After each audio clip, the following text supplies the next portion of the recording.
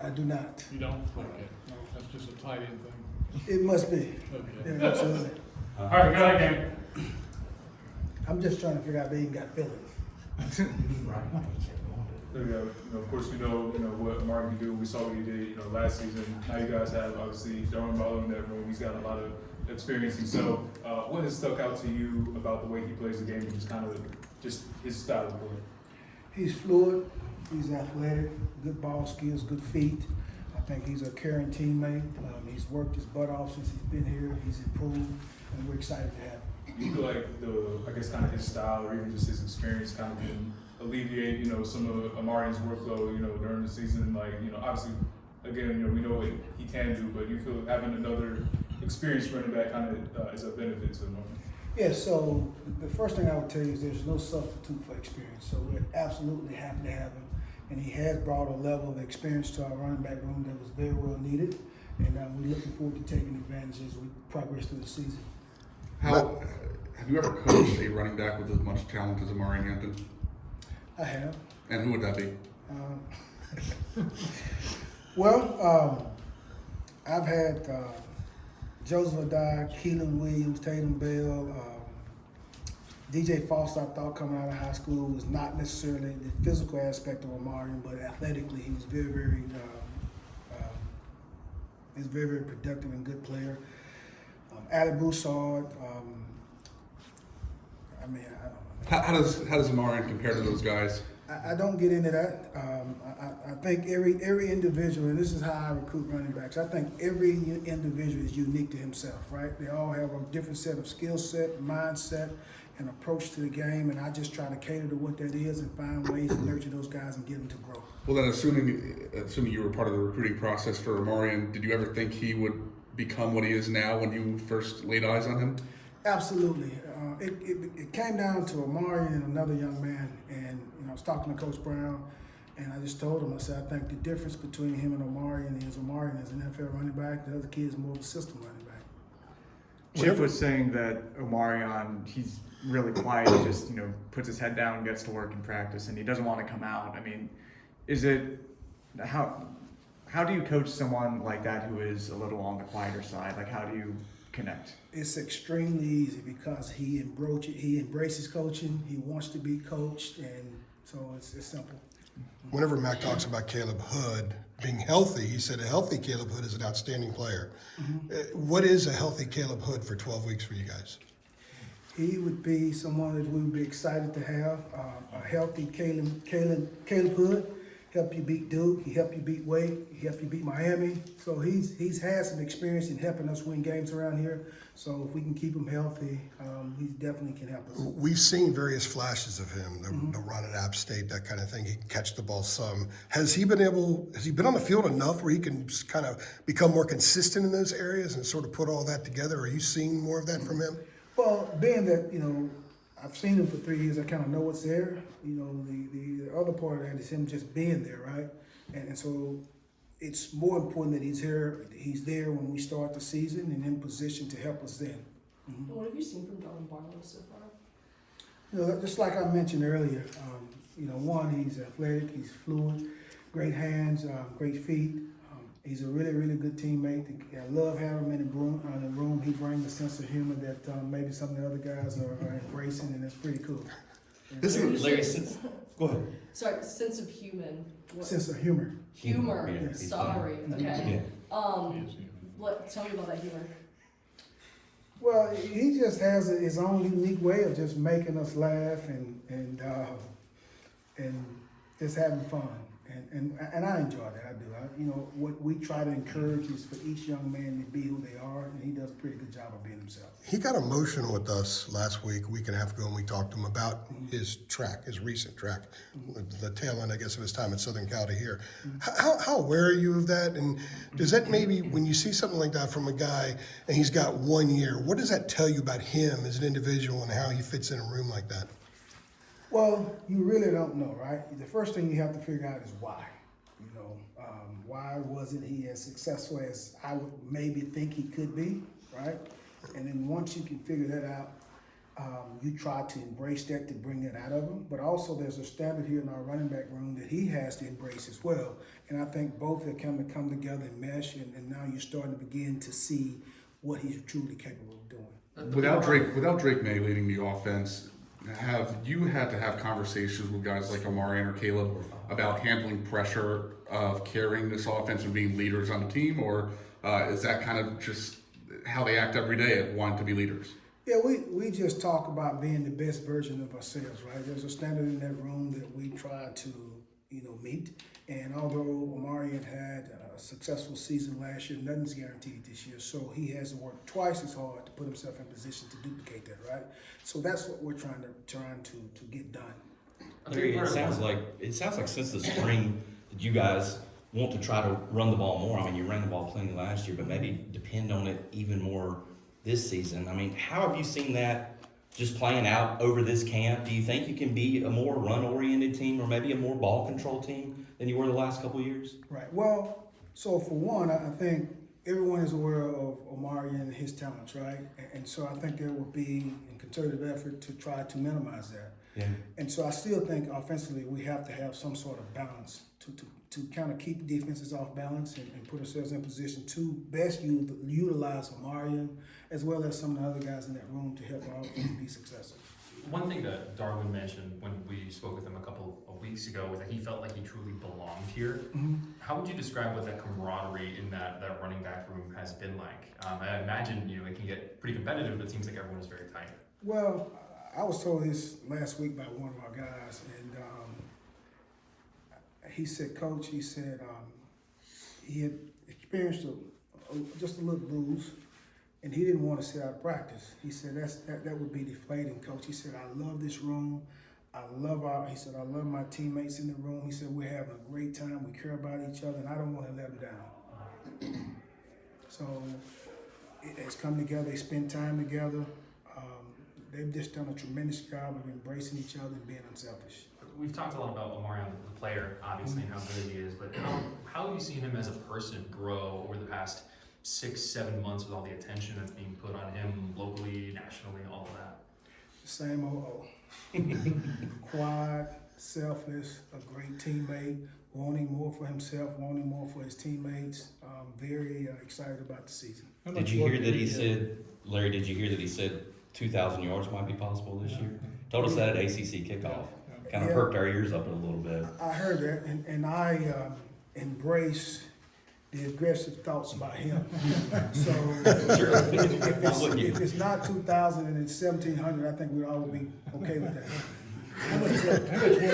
How much work did he get in the scrimmage Write it today? down. And who was the backup to Omarion in the scrimmage? So he got roughly about 20 snaps out of an 80 snaps, so a fourth of the reps. Mm-hmm. And then I tried to balance it out to where Bullet and Barlow kind of maybe got anywhere from 15 to 20 apiece, and then the other guys kind of got the rest. So that's kind of how it How's Bullet done? Bullet has done a phenomenal job, just being as young as he is, and to be as mature as he is, and as sharp and smart as he is, and to have a fall camp to where he really didn't experience many bad days and he didn't hit a wall, it's pretty impressive.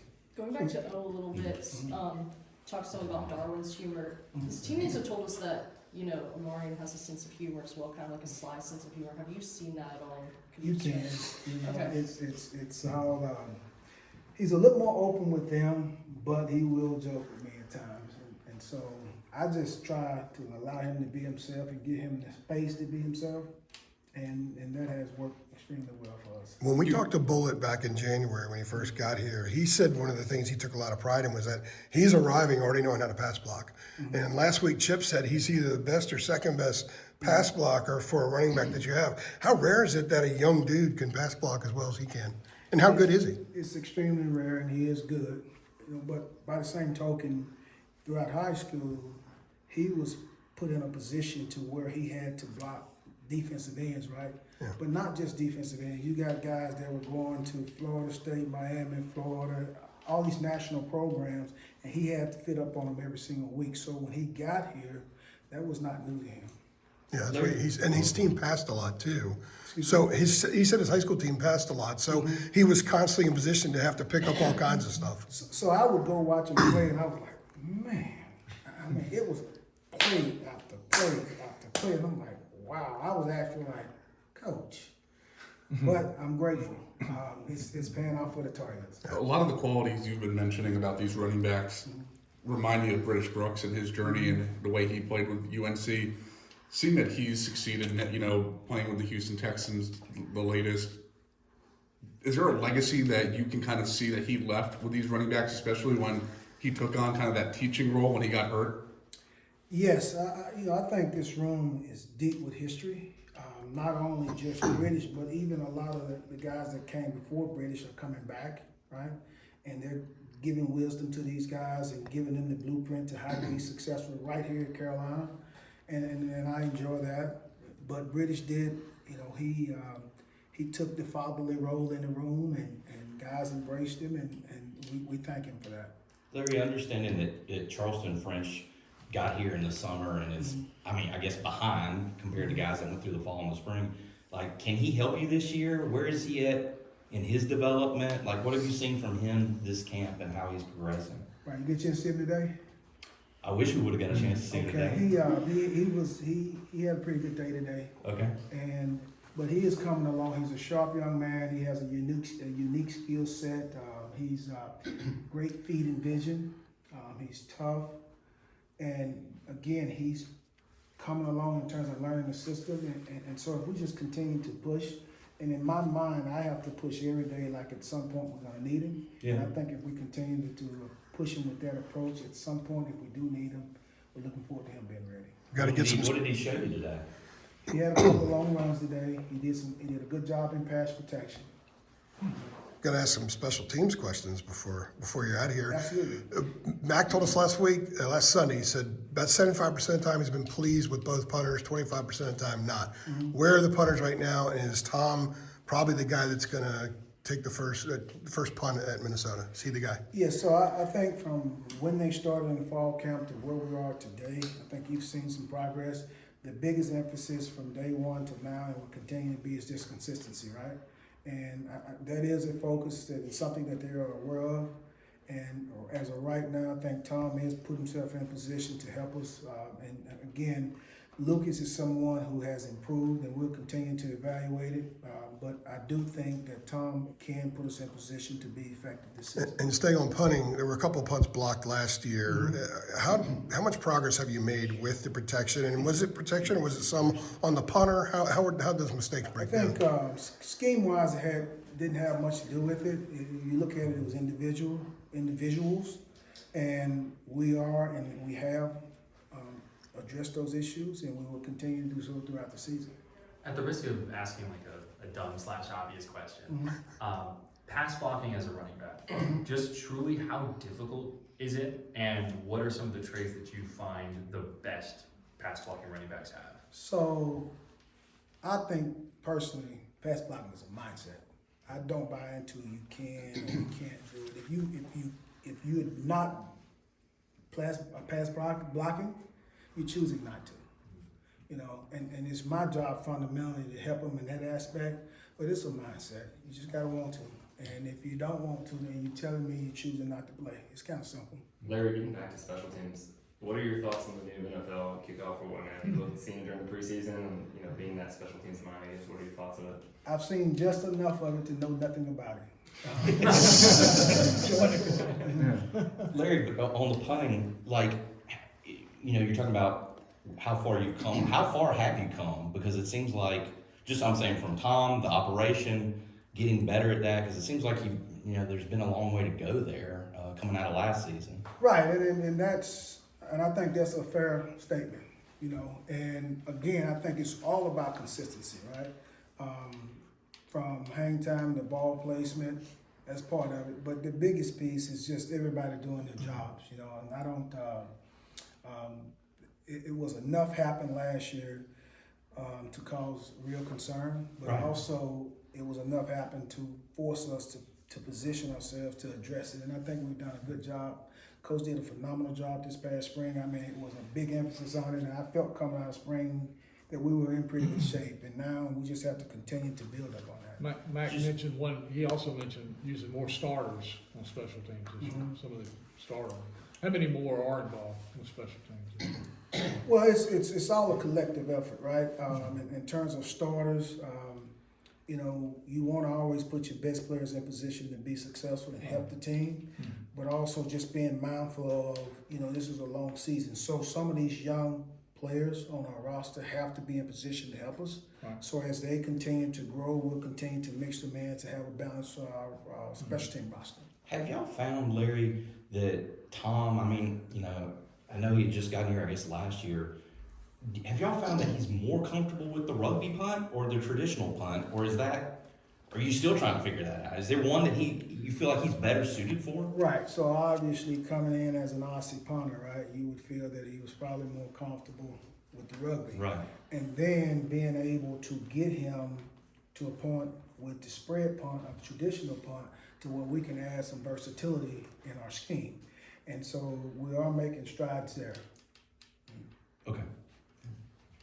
All right,